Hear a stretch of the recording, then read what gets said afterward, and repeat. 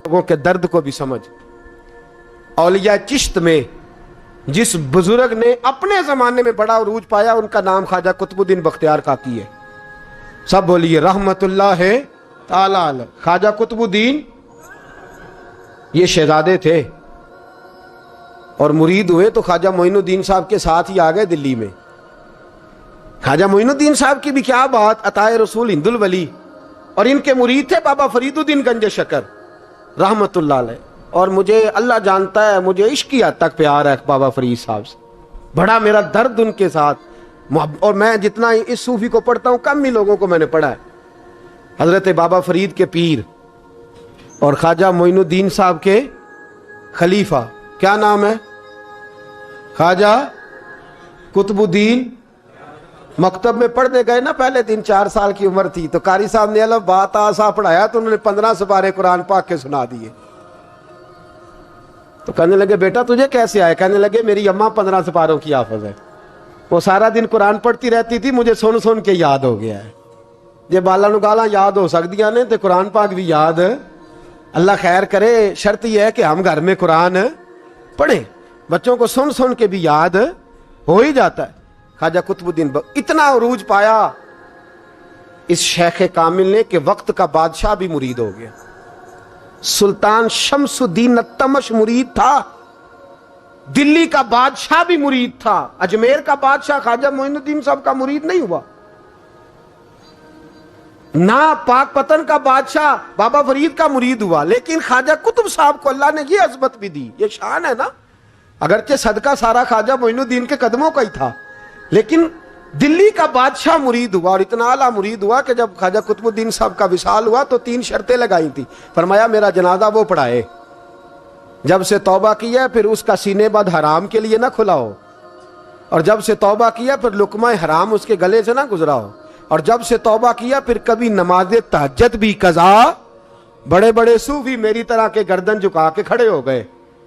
7वीं सब से दिल्ली का बादशाह निकल आया, कहने लगा पीरा सारी जिंदगी मैंने पर्दादारी से इबादत की थी, तू जाती दफा मुझे बेनकाब कर गया है।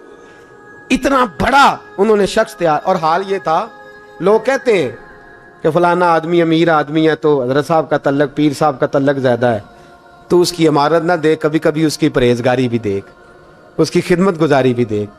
ख्वाजा कुतुबुद्दीन साहब पे भी इल्जाम लगते रहे। एक इल्जाम ये भी लगा कि करीब चले गए। हुआ क्या, जब बादशाह मुरीद हुआ तो कहने लगा हजरत जी मैंने बादशाही नहीं करनी, मैंने अब खानकाह में रहना है। तो फरमाया बेटा तू छोड़ देगा तो कुछ जालिम बैठ जाएगा।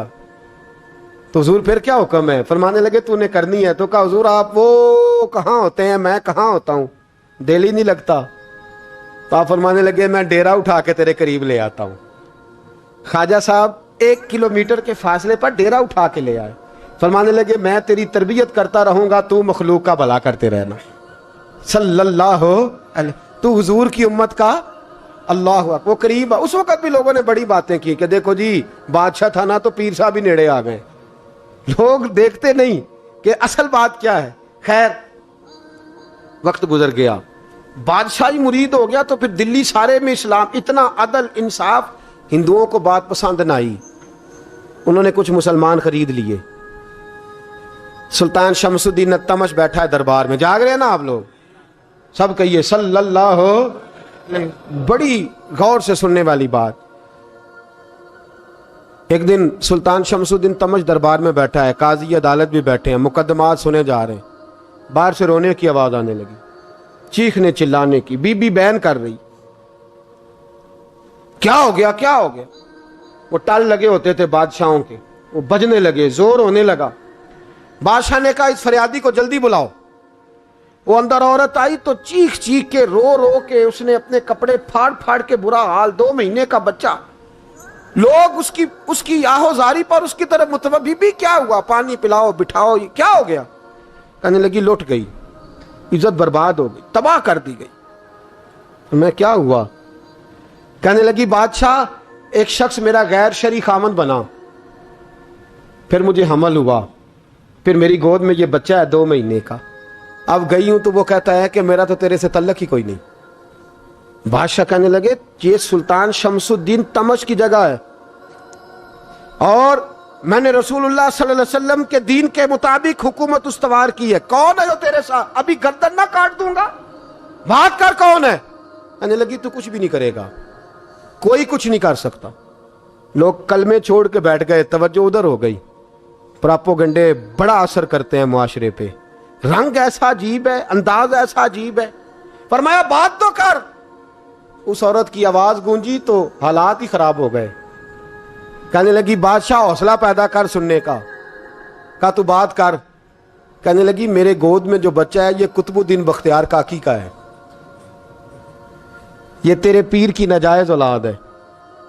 اٹھاؤ, پروفیسر سلیم چشتی نے پی ایچ ڈی کی ہے, وہ لکھ رہے ہیں اس واقعے. تیرے پیر کا ناجائز بچہ ہے. ہاتھ کانپنے لگے بادشاہ کے. کہنے لگے یا اللہ کبھی تو قیامت برپا کر دے تو معاملہ ٹھیک ہو جائے, میں تیری زبان کھینچ دوں گا تیری گر. تو نے بات کیسے کی؟ کہنے لگی میں نے کہا تھا نا تیرے اندر حوصلہ نہیں, میری عزت تار تار ہو گئی اور تو پیر بچا رہا ہے. اللہ اکبر. سلطان شمس الدین تمش آسمان کی طرف دیکھ کے کہنے لگے مولا مجھ مجرم کو جس کی برکت سے اٹھا کے تو نے مسجد میں پہنچایا, آج مجھے تو نے کس امتحان میں ڈال دیا؟ یہ کیا رنگ تو نے زندگی کا بنایا ہے؟ کہنے لگی بلا اسے, اڑا اب گردن. اللہ اکبر. خواجہ قطب الدین بختیار کاکی, ذرا اس جگہ پہ اپنے آپ کو کھڑا کر کے دیکھ میرے دوست. جو شخص دلی کے بازار میں نکلے تو دکانیں بند ہو جائیں, عورتیں گھروں میں گھس جائیں, جس کے نام پر چرچے ہوں دین کے, وہ شخص لاٹھی ٹکاتا ٹکاتا. عرس منانے آسان ہے, ڈھول ڈمکے کر کے گھروں کو جانا آسان ہے, پر ذرا ان کی راہوں کا مسافر تو بن انہوں نے انداز کیا اختیار کیا. حضرت خواجہ قطب الدین بختیار کاکی خبر پھیل گئی. اتنی شہرت پاکیزگی کی نہیں ہوئی تھی جتنی اس جرم کی ہوئی. لاٹھی ٹکاتے ٹکاتے جب پہنچے نا بادشاہ کے دربار میں, بادشاہ اٹھنے لگا, قاضی اٹھنے لگا, لوگ اٹھنے لگے, تو قطب الدین بختیار کاکی کی آنکھوں میں آنسو آئے. مانے لگے بیٹو بیٹھ جاؤ, آج میں پیر بن کے نہیں آیا, میں مجرم بن کے آیا. اور کہا میرے مالک کا انصاف بھی دیکھو, دلی کا پیر آج دلی کی عدالت میں اپنے نا کردہ جرم کی صفائی دینے آیا. بڑی لاٹھی پہ ٹیک لگائی. دلی کی گلیاں بھی روتی ہیں کہ یہ کیا رنگ, اللہ یہ تیرا کیا رنگ ہے, یہ تے میں گڈی تے ہاتھ ڈور سجن دے, او جنج رکھے اونج رہنا ہے, واجب نہیں جے وچ شریعت, مندہ خسم نو کہنا اے تن میرا کنگھی ہووے, میں زلف سجن دی واواں, پوش میرے دی جتی بن جائے, میں یار دی قدمی آواں, مارو مارو مینوں مار مکاؤ, کوئی یوزر نہ پیش لے آواں, جے سونا ہی میرے دکھ وچ راضی, جے سونا ہی میرے دکھ وچ راضی, تے میں سکھ نو چلے ڈاواں, پر یار فریدا جے کدی بل پے سونا, یار فریدا جے کدی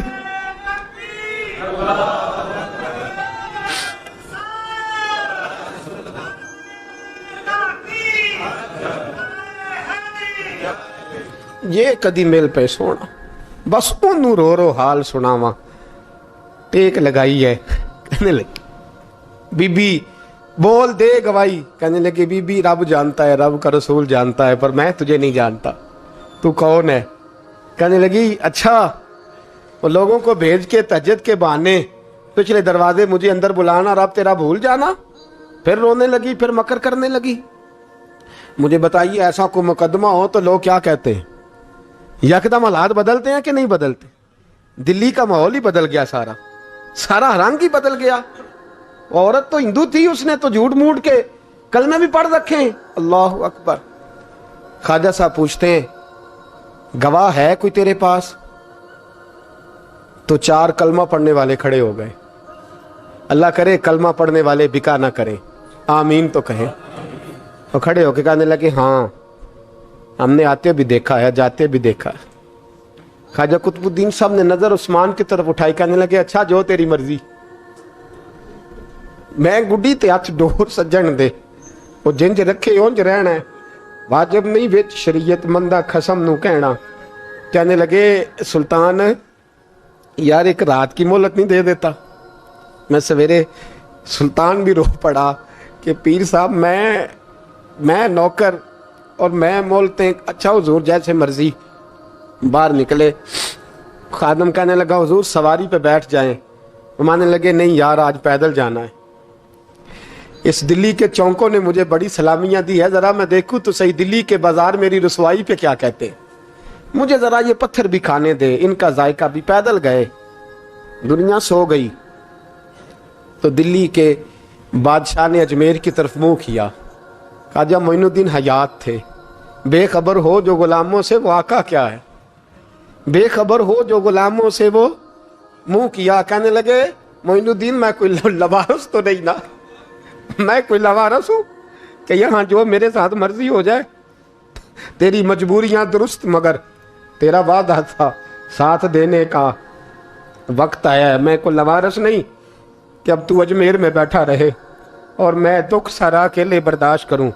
بڑھاپے کا مجھے بھی پتہ ہے, کمزوری کا مجھے بھی پتہ ہے, ذوف کا مجھے بھی پتہ ہے, پر تتی تھوڑے تھکڑے خاندڑیاں, میں بھی تو تیرے نام تو مفت بھی خاندڑیاں. مجھے بھی تو پتہ ہے نا منم غلام نے علی حیدریم قادریم تمز احمد رضا خامی زنم. میں نے بھی تو اپنا نام نہیں نا جپا, تیرا ہی جپا ہے ساری زندگی. یہ لفظ کہے, کہتے میں رویا. آنکھ لگی تو حضرت خواجہ معین الدین صاحب خواب میں ملے. کہنے لگے قطب الدین میرا انتظار کرنا, میں پہنچ رہا ہوں. میرا انتظار کرنا, میرا انتظار. کیا کہا میاں صاحب نے؟ کہتے ہیں مالی دا کم پانی دینا, پھل کچے ہون یا پکے, اے پیر مرید دے سر تے ہی رہندا ہے, جھوٹے ہون یا سچے. میں آیا, فکر نہ کرنا. حضرت سویرے اٹھے, پھر گئے عدالت. پھر کہا نام بھائی پروٹوکول, مجرموں کا پروٹوکول نہیں ہوتا, میں اکیلا جاؤں گا. جس کے آگے پیچھے نعرے ہوتے تنے تنہا. 2-4 منٹ زیادہ لے لوں آج آپ حضرات. کہتے میں پہنچا عدالت اور جا کے جب کہا نا کہ ہاں جی حضور بتائیے, گواہ بھی خلاف ہے, مقدم بولیں, تو کہنے لگے مجھے میرے شیخ نے حکم دیا ہے کہ میرا انتظار کرنا. پھر وہ جو باتیں کرنے والے تھے کہنے لگے جی کون گیا تھا اجمیر, کون آیا ہے وہاں سے, ہمیں روحانی باتیں نہ بتائی جائیں. یہاں سے تو ایک دن میں پہنچا نہیں جا سکتا, ٹرین بھی 36 گھنٹے لیتی ہے دلی سے جانے میں. تو کہا یہ کیسے ہو سکتا ہے, کوئی رات کو رات آپ کو خبر ہو گئی, آپ کیس کو لمبا نہ کریں. بادشاہ مرید ہے, لگتا ہے کہ یہ راتوں رات بھگا دے گا پیر کو. اتنی باتیں خواجہ صاحب نے سنی. جب بے گناہ آدمی کو یہ باتیں سننی پڑتی ہیں پھر دل بڑا ٹوٹتا ہے, پھر بڑی تکلیف ہوتی ہے. حضرت کہنے لگے یارو تمہاری مرضی. شمس الدین تمش کی آواز گونجی. فرمایا جیسے انہوں نے کہا ویسے کیا جائے گا. 3 دن کے لیے عدالت برخاست کر دی جاتی ہے. چیم گوئیاں ہونے لگی, پھبتیاں کسی جانے لگی. تیسرے دن شام کا وعدہ تھا, چوتھے دن عدالت جانا تھا. قطب الدین بختیار کاکی کے پاس لوگ آ کے افسوس کرتے تو آپ بولتے نہیں. یہاں تو لوگ صفائیاں دیتے بولتے نہیں. فرماتے یار میں گڈی تے ہاتھ ڈور سجن دے, وہ جینج رکھے, میں اونج ہی رہنا ہے, جیسے اس کی مرضی ویسے. جیڑیاں گڈیاں آپ پہ اڈیاں ہو نہ چڑھن اونچائیاں, وہی گڈیاں اونچیاں اڈیاں جڑیاں سائیاں آپ چڑھائیاں. فرمایا ٹھیک ہے جیسے وہ رکھے, میں راضی ہوں. اللہ اکبر. تیسرے دن کی مغرب کا وعدہ تھا. جب مغرب کا سورج ڈوب گیا نا, بڑے قافلے اجمیر سے آئے پر معین الدین نہ آیا. وعدہ کیا تھا یار نے, آؤں گا دن ڈھلے. وہ خواجہ غلام فرید صاحب رحمۃ اللہ تعالیٰ علیہ فرمایا کرتے تھے نا, کوا کھانے لگا آنکھیں تو کہنے لگے کاغا اے تن سارا ہی کھائیو, میرا چن چن کھائیو ماس, میرے 2 نین نہ کھائیو, مینو پیا ملن دی آس. نے کہا سارا کھا جا, آنکھیں چھوڑ دے. اس نے کہا تھا میں آؤں گا, انتظار لمبا ہو گیا ہے پر میری امید تو نہیں نہ ٹوٹی. مغرب کی اذان ہوئی تو لوگ کہنے لگے لو جی اب بس ہو گئی. خواجہ قطب الدین صاحب نے اللہ اکبر کہہ کے مغرب کی جماعت جب میدان میں کھڑی کی تو اپنی بھی چیخ نکل گئی, آئی نہیں. لیکن جب نماز کا سلام پھیرا تو خواجہ معین الدین صاحب کی 2 رکعتیں ابھی باقی تھی. خواجہ صاحب پیچھے نماز پڑھ رہے ہیں, سلام پھیرا اور نماز کے بعد جب اٹھے نا تو خواجہ صاحب کے سینے کے سینہ لگا.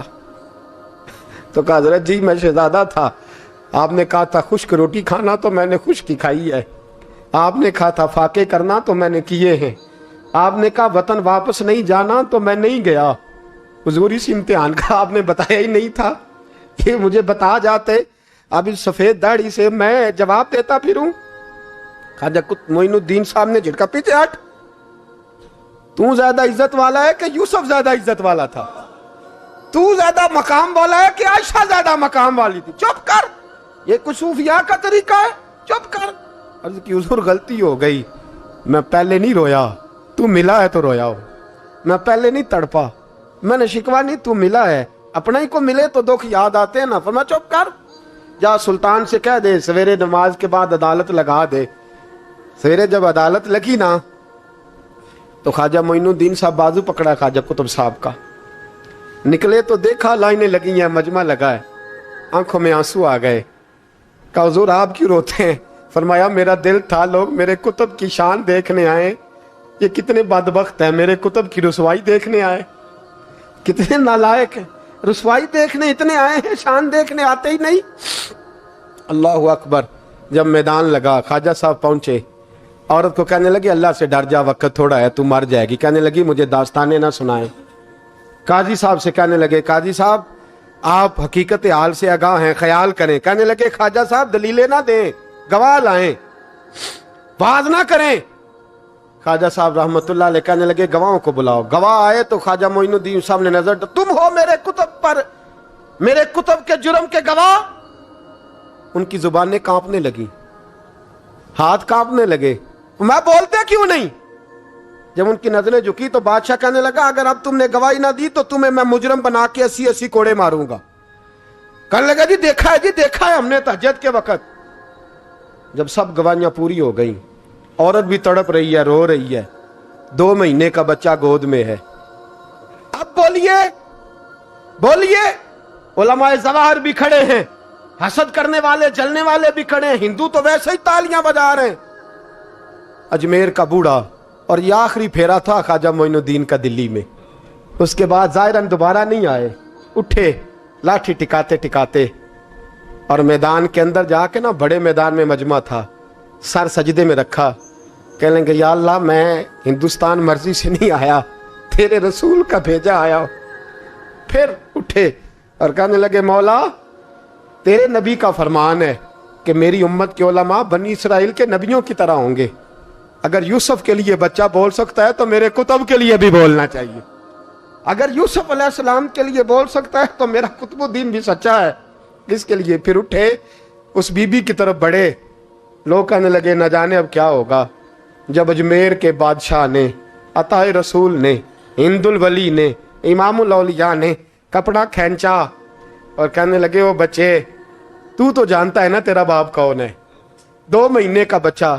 جب نانا بولا تو بی بی کہنے لگی اب کیا کر رہے ہو, بچے بھی کبھی بولے ہیں؟ میں بی بی چپ کر, ان اللہ علی کل شیء قدیر. میں کمزور رب کا ماننے والا نہیں, قدرتوں والے رب کا ماننے والا ہوں.